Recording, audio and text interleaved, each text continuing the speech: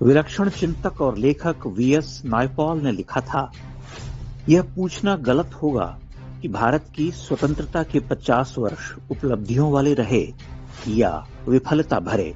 इसका कोई स्पष्ट उत्तर नहीं हो सकता। अच्छा होगा कि हम इसे विकास क्रम के रूप में देखें।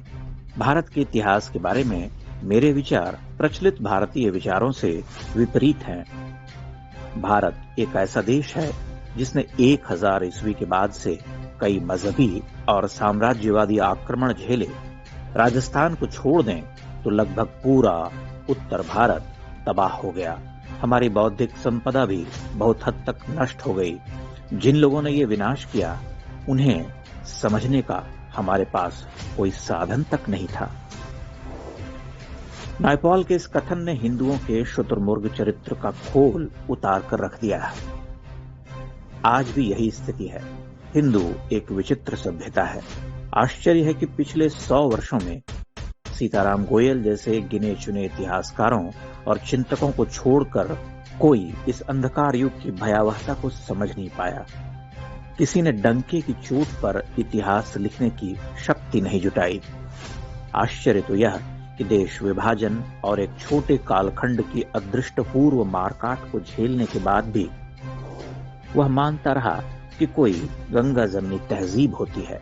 अगर ऐसा होता तो आए दिन हिंदू लड़कियों के टुकड़े बैग, सूटकेस और फ्रिज में नहीं मिलते।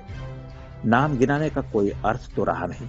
आप केवल समाचार पढ़ते रहिए और एक ठंडी आह भरकर अन्य समाचारों की ओर बढ़ जाइए। मन को दिलासा दीजिए कि सभी भाईजान दिलदार, आफताब या शाहरुख जैसे नहीं होते। 35-36 टुकड़े तो किसी सनकी की करतूत होती है। कितने अच्छे लोग भी तो होते हैं। आपको शायद मालूम न हो कि वीएस नायपॉल जैसे सुविख्यात लेखक को जब भारत में सम्मानित करने के लिए आमंत्रित किया गया था, तब कन्नड़ के प्रसिद्ध लेखक, नाटककार और फिल्म कलाकार गिरीश कर्नाड ने भरी सभा में उनके लिए अपमानजनक शब्द कहे थे, जिसे सुनकर नायपॉल रुआसे हो गए थे और उन्हें भारत आने पर पछतावा हुआ था। नायपॉल को यह अपमान इसलिए सहना पड़ा क्योंकि उन्होंने इतिहास का पोस्टमार्टम किया था और भारत को एक घायल सभ्यता कहा था। यह एक विचित्र सत्य है।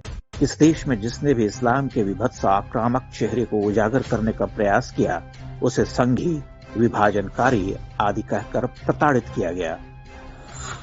कन्नड़ के ही विख्यात लेखक एस.एल. भैरप्पा को यू.आर. अनंतमूर्ति और गिरीश कर्नाड जैसों का दंश झेलना पड़ा।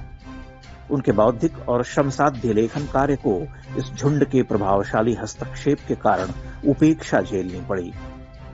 यही स्थिति प्रख्यात इतिहासकार और लेखक विचारक सीताराम गोयल की रही।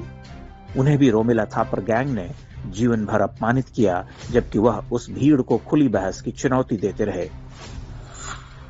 भारत का साहित्य और इतिहास लेखन इस कुचक्र से कभी बाहर नहीं निकल सका।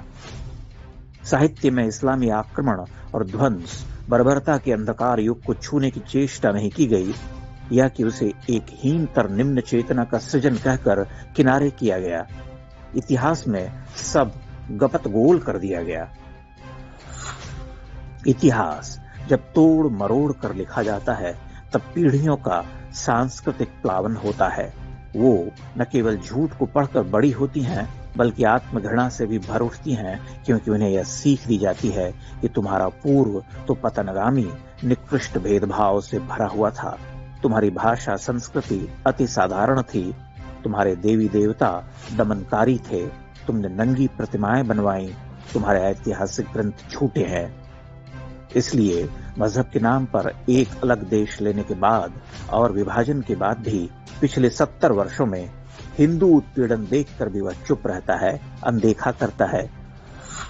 VS Naipaul, SL. भैरप्पा और सीताराम गोयल जैसे बौद्धिक देश में नहीं जाने जाते। उन्हें हेय दृष्टि से देखा जाता है, जबकि वे झूठ के वामपंथी पुलिंदे को खोलकर उसकी चिंदियां उड़ाने का काम करते हैं। वे प्रमाणों के साथ खड़े होते हैं।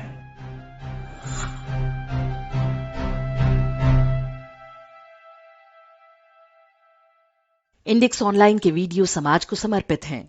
आप इनको डाउनलोड करके जैसे चाहे वैसे प्रयोग कर सकते हैं। चाहे तो आप हमारे टेलीग्राम चैनल से जुड़ सकते हैं। वहां सारे नए पुराने वीडियो आपको मिल जाएंगे। हमारे सोशल मीडिया लिंक हर वीडियो के डिस्क्रिप्शन में होते हैं। हमारा एकमात्र उद्देश्य हिंदू समाज को जागृत और एकजुट करना है। इसमें सहभागी बने। धन्यवाद।